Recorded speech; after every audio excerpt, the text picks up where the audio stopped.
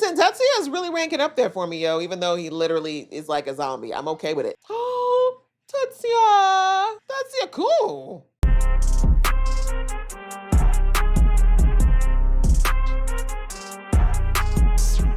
Hey guys, it's your girl Aisha, aka Geek X Tech Chic, and we're here with Aisha Watches Anime. We're watching Sentenced to be a Hero, episode 3, part 2 of the first episode, or of the last episode, basically. In the last episode, we were kind of continuing on from the epic intro to the series. Xylo has made this bond with Tiarita. He tried to break it. Tiarita said, no, I've made my decision. I don't care about the fact that you're a hero. Like, let's do this. They get sent on their next assignment to this mine where the tunnels are in danger because there's a bunch of fairies in there, and Xylo figures out pretty quickly that there's something very fishy about this assignment, and it doesn't really feel like they were meant to succeed. But either way, things are going well until there's an attack on the night convoy, and basically they also realize that there's still some miners that have not been overtaken by the blight. So they want to rescue some people, but the captain is like, I can't risk the men, it's against orders. So Xylo basically ended the episode by saying, leave me alone, peasants, I'll do this myself. So he headed off to try to see what he could do about rescuing the miners himself. So I'm really eager to see how that turns out. Let's jump in. Just before I do though, a reminder to hit that subscribe button and that notification bell so you can be the know of when I drop episodes. And also a reminder that you can catch an uncut version of this reaction on my Patreon. All right, out of the way, let's get into the episode right now. Y'all are doing so good though, considering you're minors. Boom, shakalaka. Xylo said not on my watch. What's that? Last day save? You're welcome. I kind of feel sorry for this zombie dude. But I guess if he has no sense of who he is anymore, he might as well do this. Yuck, yuck, yuck, yuck. Oh, that's crazy. Her? Look at my little berserker go. They're like, damn. Sugoi. Oh, we're not resting easy. We can get out of here. They probably won't be, but thank you. I think the reward will be the fact that they get to go home, right? At this point, they get to go home. So many of them either turned into whatever the hell those things were or died a very horrible death, so. Valid, they were going to leave your asses.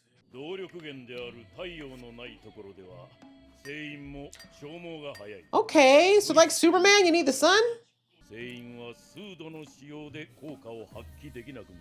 Cool. They're all like, we don't know what the hell you're saying, sir, but if it gets us out alive, cool. Good question. Oh. Oh, it's not really shining right now. Really? Nah, everyone's in his guard. Cute. Okay, I think we already got the impression that Xylo's not like the average guy in general. That's probably why he can handle so many seals. Yeah, sadly, that's true of life even today. The greed will always win. Probably.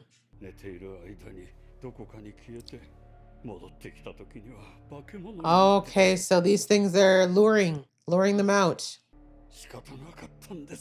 You really didn't, from the sounds of things. It's a one-way ticket once you're turned. No, but do we have a choice? Disgustingly difficult. He said rear. And that's why he's a king. Y'all don't look nearly rallied up enough for me. Oh, thank you. Thank you. He's so flat. Hey, yo, miner number 1, get up quick. Right? Like, stop looking in awe. Let's go. I mean, you have no choice. I don't think you can go through them, bro. They literally surrounded you. So why are you smiling, though? Oh! Oh! Why is that singular favoritism? Why does that look at a right? Like, damn. I mean, at least he made himself second, I guess. I mean, valid. She's clearly no use as a weapon is bullshit, sir. You don't know what you're talking about. Y'all tired already? Right?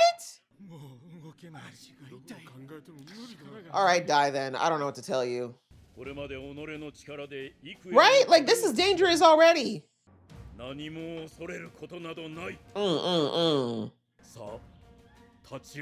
Get your ass up, he said. Oh. Oh, you just noticed. But yeah, I feel like you were just kind of chastising them, Shiloh. That's why I didn't respond to you. That's true. Xylos,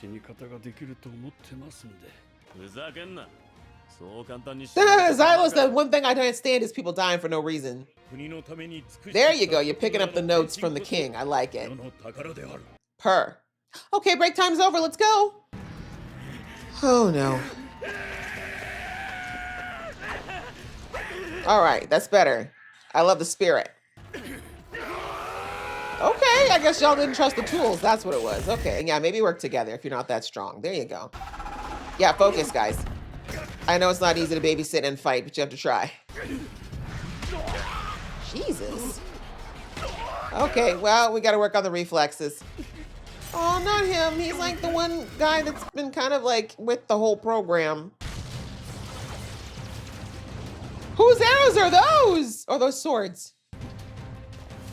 Terita? Yeah, she said, listen, I don't sit in the back.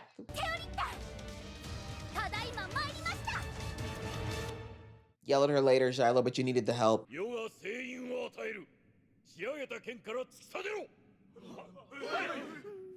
She did raise their spirits too, though. She kind of saved your asses, actually.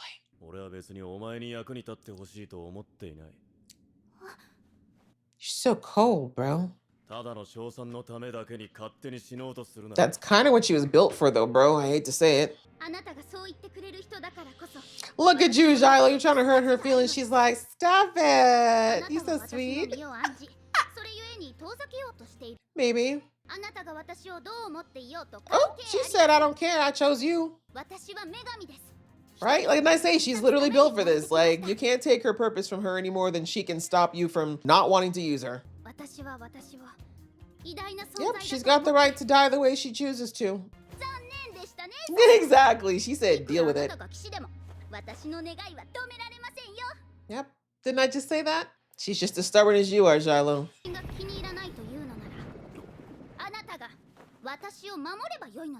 Oops, she's figured you out, bro. She's like, either you use me or you're gonna have to protect me, one or the other. And I know you're not gonna let me die. Purr. Good for you, Terita.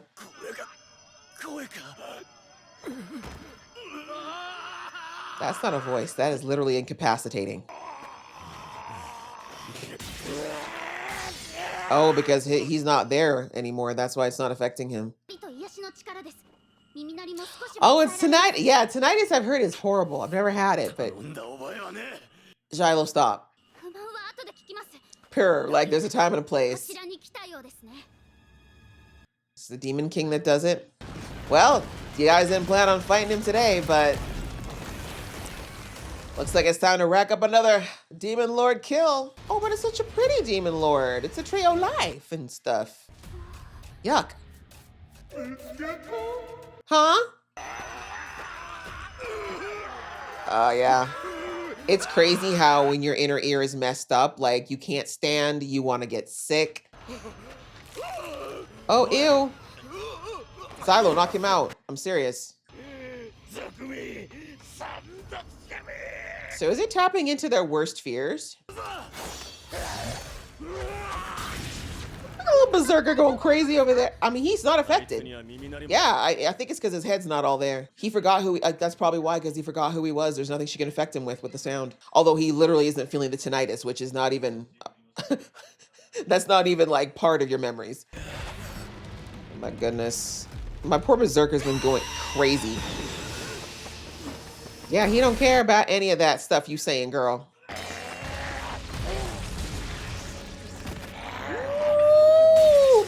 Tetsuya's really ranking up there for me, yo, even though he literally is like a zombie. I'm okay with it. I love the infinite swords. That is so cool. Keep going all the way down. Wait. Yeah. I didn't think so. Oh, there it is.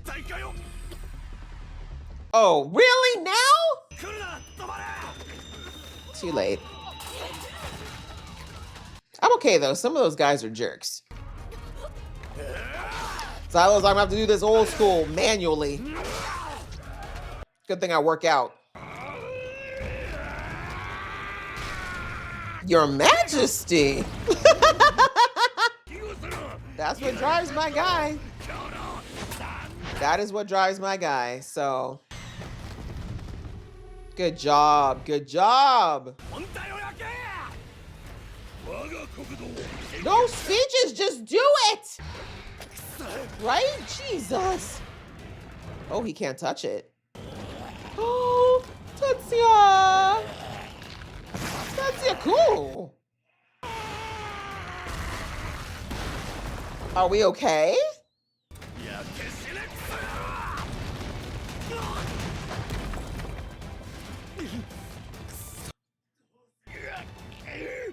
Oh, his leg. Ew. Oh my God, no, Your Majesty. Oh, I thought he was cutting his own leg off. Maybe he is. He is. Oh my God. Oh my God. King, what the? Oh.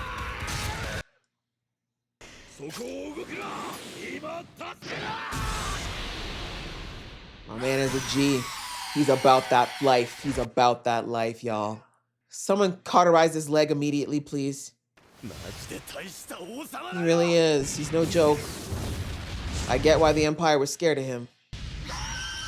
Burn, ho. Glorious, actually. Whew. I'm trying to think of what was worse. The one that they dealt with in episode 1 or this one. Say something slick, I dare you.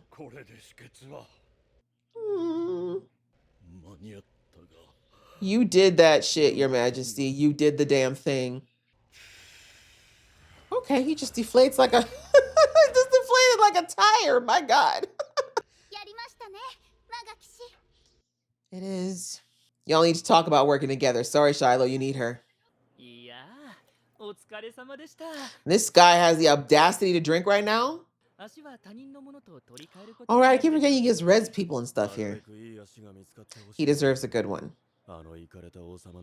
He absolutely did. Don't care. It was her, Daddy. I'm glad you know. Someone should know.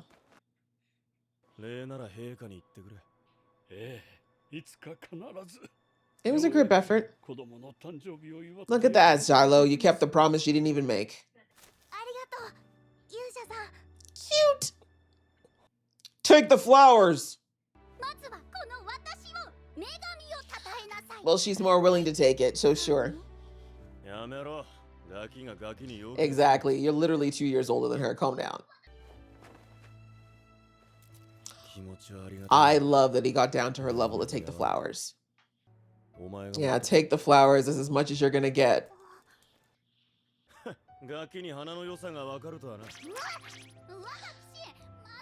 They're getting along. Slowly but surely. Exactly. Saved your ass, actually. Could have let you die in there. Exactly. Shut up. Clock that shit. Cry about it. But she's warming up. You got a crush. It's okay, girl. It's valid. All right, guys. Well, that was episode 3, and I enjoyed it. I like that we wrapped up the tunnel storyline. We got to once again see what a badass that Shiloh is, but we got to see more of how, what's his name? Nogel, His Majesty, the king. We also got to see, I mean, last episode we saw quite a bit of Tetsuya anyway, but the Berserker, as I like to call him, he got to show out entirely. Now we know that he can actually, like, it looks like, how would he use, fortify his body? Make himself even more strong than he already is. So listen, he may not be all there, but whew, the fighting spirit, that instinct, instinct is insane. But anyway, I'd say the main things in this episode that were kind of note was that, the miners, we see when they're found, obviously they've been scared. They're probably tired and hungry. They were fighting because, of course, no one really wants to die, and definitely not at the hands of these fairies, but they also just were like, what else do we do, right? And by the time that Xylo and the king get there, they're not really prepared to fight. They think it's just going to be like an evacuation, but, Xylo has to let them know, respectfully, we're it, right? There's going to be no other backup, so we're going to have to fight our way out of here. Like, you have to be prepared to defend yourselves. It ain't going to be easy, but with us, like, we should be able to at least get you to safety. And I really love that, Xylo is just, because, my man is very short and to the point. Xylo doesn't like to waste time with small talk. So he's like, come on, like, have a drip of water, let's go. And of course, they're all kind of like, so we mine for a living? I don't know what this combat stuff you're asking for is a little up, out of our pay grade. But anyways, we see that the king is a king for a reason, right? A lot of these dignitaries have been trained and educated in how to give good speeches. But anyways, the point is, His Majesty actually delivers a really good speech. And I really love that he started with hyping them up rightfully, right? Saying like, you guys risk your lives every single day doing this job. Like, this is not a safe job compared to others out there. You're doing it. You do it for the sake of your family and for the greater community, the kingdom. So you're valued, and for that reason, like, if you got the bravery to come down here, then I know you have the same bravery to fight for your lives and to get out of here to see your families again, right? So yeah, kind of funny that, while Xylo was kind of like, duh, don't you want to not die? The king kind of had to, give them a little bit of an ego boost and also just kind of remind them of why their lives were precious, right? Because I think that's the thing. Like, no one really wants to die, but, when you're tired and you're hungry and you're scared, it's kind of easy to think that, oh, no one cares about us, right? So anyway, that was kind of cool. And I love that Xylo kind of like looked at the king like, oh, okay, like, even though you're kind of crazy, talk sense sometimes. But anyways, we see that they're trying to get away from these fairies, but the attacks are relentless. It's like wave after wave. These are miners that, even though they're able to swing a tool around, the reality is that they're not conditioned like Xylo and obviously the berserker as far as their physical stamina to be able to keep fighting the way that they do. And then that luminosity, which we learned something today. There's a luminosity meter, I guess you can say. I guess for Xylo, it's a pin. It's probably different on other people. But yeah, that's really helping them out. Apparently, it's what allows Xylo to use his seals. It's like light magic from the sounds of things. So I guess you can trap so much of it or store so much of it, but without the sun, I guess that's the biggest source of it. It's finite. So good to know. And we also learned through that apparently Xylo has a crazy amount of it. Like, the king's like, this is my thing. Like, making these tools and making seals and dealing with luminosity is my thing. And you, Xylo, are exceptional. He's like, you got way more than anyone I've ever met. So like I said, from episode 1, I think they've been establishing that Xylo is different. He is him in many ways, but now we know that part of it is his luminosity capacity. I guess he can carry a lot more than the average person, which makes sense. Like, he was going ham in episode 1, like between, the battle that he helped the soldiers into going against the demon lord, like he was just using that luminosity left, right, and center. So point being, he clearly has a lot. But anyway, despite all of that, the waves are too much, and Xylo starts to figure out very quickly that he can't, protect the soldiers and make sure they're not getting hurt and also take care of the bigger bads he's supposed to be taking care of. So he realizes very quick, and of course the berserker's just going berserk. So he realizes very quickly that this isn't going to work. Like, if he has to focus on the monsters, he's going to lose men. If he focuses on the men, he might end up getting gravely injured. And that's something he really doesn't want to do, because we've already established in episode 1 that he's very passionate about keeping his identity. So yeah, he's in a rock and a hard place. And then my girl Tierrita, she shows up because she says, nah, fam, I'm not about just sitting back. That's not what I'm here for. And interestingly, we see that when she, with the camp, with the knights, where she's sitting with them before, you hear the arrogant priest dude who's like, oh, well, if her knight doesn't even want her, then she's not a good, she's useless as a weapon. And I'm like, bro, you just love to talk out of your ass. You know nothing, right? Like, anyone could see with eyes that Xylo kept her back because he didn't want her to get hurt. He thought that if he's just dealing with low level as opposed to the demon lord, low level fairies, he can handle for the most part on his own, because he's kind of OP'd, especially between him and and His Majesty and the berserker. Like, the three of them, honestly, if they weren't worrying about protecting the miners, they probably would have been for the most part okay, just dealing with the monsters, I mean. So anyway, we see Tiarita shows up, and maybe she heard. She didn't give any indication of hearing what the priest says, but I wouldn't be surprised if she did overhear him. But either way, she showed up, and thank goodness she did, because she literally saved their bacon, right? I mean, we see that she needs to, I don't know how it works with the goddesses. We haven't gotten a lot of insight on how their powers work yet, but we know that Xylo told us in episode 1 that their stamina can get worn out, right? So like, I don't know, like maybe it's like their luminosity. The goddesses have their own stamina, and if it wears out, then they're pretty much human again. And from what we saw, like Tiarita just sending in that, I don't know what you call it, like flash of magic, she was panting, right? So point is, I think she might have to build up her skills too. Like she's very new, right? She just awakened very briefly, or just very shortly ago. So she might still be even getting used to what she's supposed to do. But all that to say is that I don't think she's got it in her to go toe to toe like Xylo does. And I don't know if that's because, again, like I said, she's got to grow into it, or maybe when she works with Xylo, between the two of them, they'll kind of like reciprocate that type of stamina. Like, you know what I'm saying? Like maybe Xylo can feed into her stamina somehow. I don't know.